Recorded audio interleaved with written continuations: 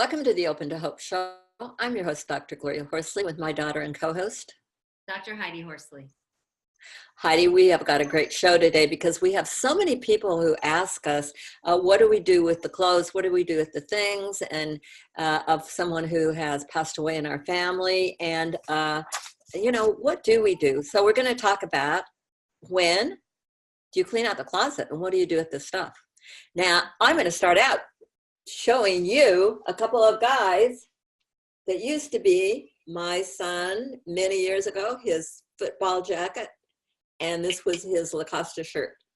So, and we're going to talk about bears. Heidi, want to introduce our guest?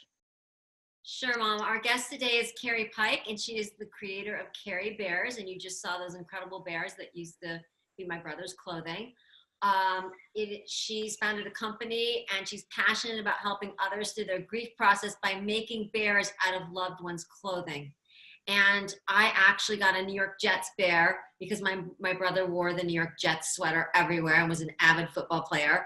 And I love it. It's probably my favorite thing in my entire life in my house. It's the only thing I really care about, to be honest with you. It's the thing I would go after if my house caught on fire. But so she's also written a book called Something to Hold On To. And Mom, she's interviewed all these people about their loved ones, and she does it before she makes the bears. And she tells some of these stories in her new book. As I said, it's called Something to Hold On To. So welcome to our show, Carrie. Thank you. Thanks for having me. I'm excited to be. It's great. Congratulations on your new book. And also, thank you so much. You have helped us so much. I wanted to tell people about our bears. I have two of them. We have two more.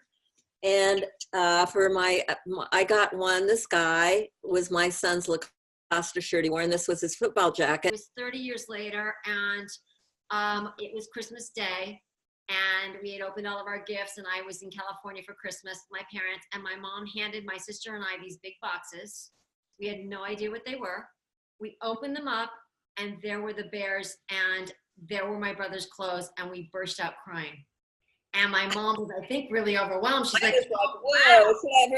And your dad got this one, so he opened it at the same time. Yes, the whole family was in tears because we all knew that those were my brother's clothes. And my mom's like, maybe I shouldn't have given you those. I said, no, you should have. We're crying, but we're also crying tears of joy. It was such an amazing gift to have a piece of my brother and that clothing and just that he wore all the time. And we love them. And I tell everybody about what you're doing because I think it's such an amazing gift to give people. Oh, thank you. Thank you. I wish I could be in everyone's living room at Christmas time, especially. Yeah, and see the responses. Yes. And lots of people send me their pictures and stuff, but just hearing about it just fills my heart completely. It was amazing. And the thing is, they were so upset, but they recovered very quickly. I think it just shows the process of grief and loss.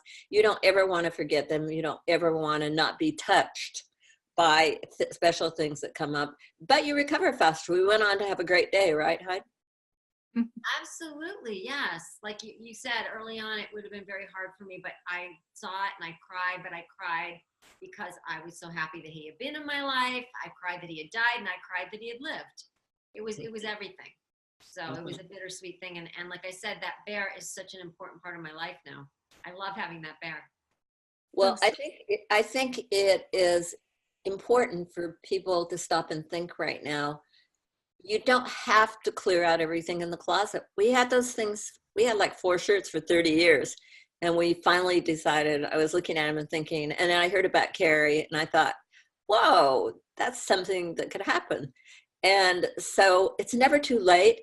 And also, you don't have to rush it. I think those are important things to know. So Carrie, tell us how you got in the bear business. Oh, wow. Well, it was a long time ago. I've actually been doing it almost 20 years. Wow. So I think we've talked about this before a little bit, but I started sewing when I was 8. It was a tradition in our family that all the girls started to sew when they were age 8, and my mom taught me how to sew, and I really did not like it, I have to say. It was such a gift that she gave me so that I could create and do something. And later in life now, do something more for others and my own family. My dad died, and we turned a few of his shirts into bears, and I gave them to my siblings, and it made a difference. And it just is something. Was that the first bears you did? Yeah. And I had a dear friend that lost her husband. She had a little 3-year-old girl and twin baby girls that were 6 months. And it just seemed to help her so much and her little ones. And so I kept going. I kept going and going. How many have you done? Oh, wow. I average about 700 a year. And you know that I worked with the FDNY, the fire department in New York, for 10 years after 9/11 with families that had lost a family member.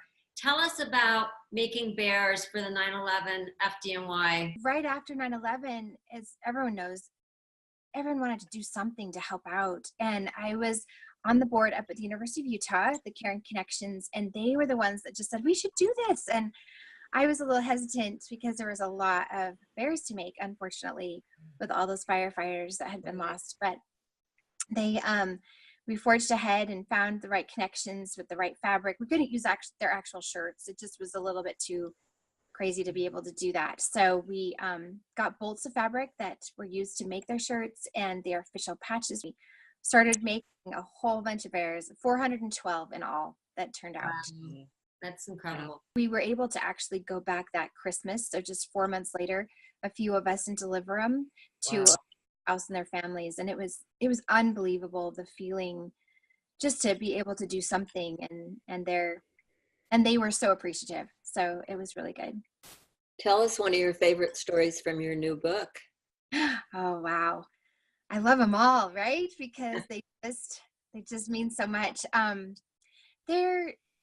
The first one is a sweet, sweet story about a teenage girl who got cancer and her mom's kind of journey through it, and her stability and yet her sadness. And it just was so amazing to me how she said, I would never have not wanted her around. And so therefore I felt so much grief, but so much joy. You know, you have to love much to lose so much. And that her tenacity to carry on and continue to move forward was something that impressed me. There's a story about a young 5-year-old that got backed over by her neighbor. Wow. It was a really, really difficult situation. Loren had done bears before for her father. And so she came really quickly to do bears right after her little girl died. And I thought, how can she do this? And we both looked back, and she was definitely in shock and wasn't really thinking through a lot of things. But I was grateful because I was able to help with that journey too. But when she said to me about her neighbor, that I just said, how are things going? And how do you forgive something like that? And when she said, there's nothing to forgive, it was a complete accident.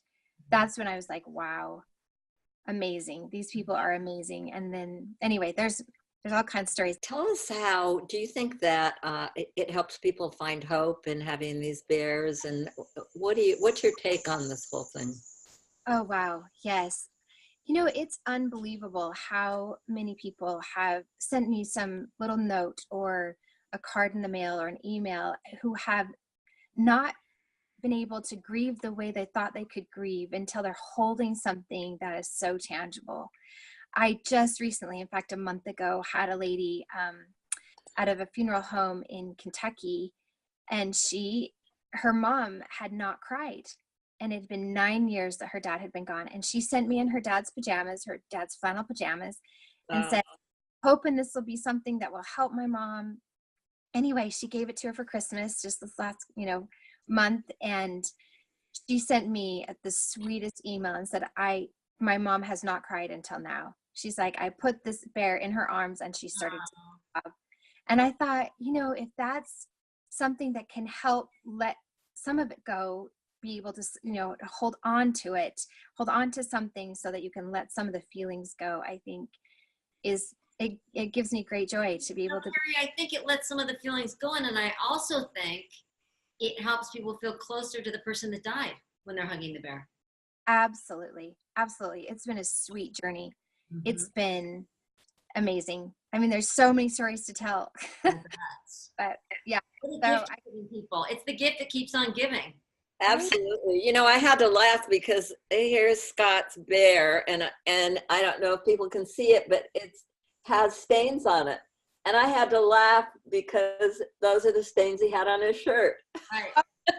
I thought that was so cute. I remember looking at it thinking, wow, He loved that shirt. I can totally picture him in that shirt. So tell us how people get in touch with you. You know, I just think, Heidi, what a fun thing it would be to give somebody a bear for a holiday and then also give him Carrie's book with it. Hold on to something. Would that be fun or what? Yeah, absolutely.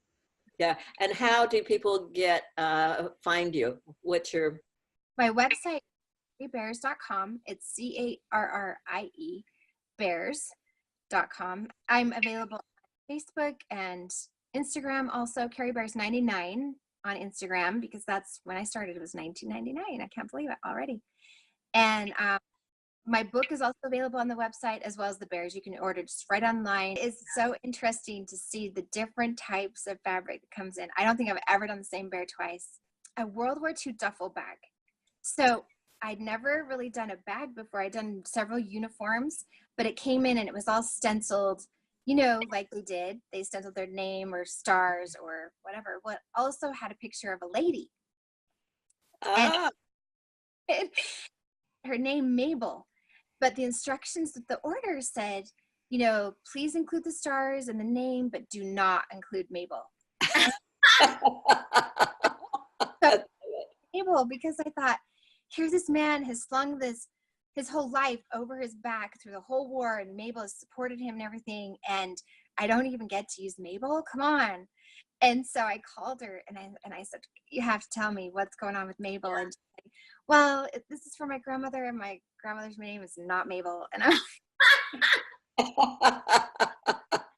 so didn't include Mabel, but she let me keep her. And so I cut Mabel out. She sits above my sewing machine. Oh, I love that. Mabel. That is such a good story. It is. And I think one of the things it's pointing out is that you work with all fabrics, and it doesn't matter if it's kids or adults or, you know, whatever. What a wonderful gift. Well, thank you so much for bringing so many people hope and for all the wonderful work you do, Carrie. Thank you. Thanks so much. Thanks, Carrie. And thanks everybody for watching this show today. And Heidi and I, and I'm sure Carrie, want to remind you that if you have lost hope, please lean on ours until you find your own, and God bless.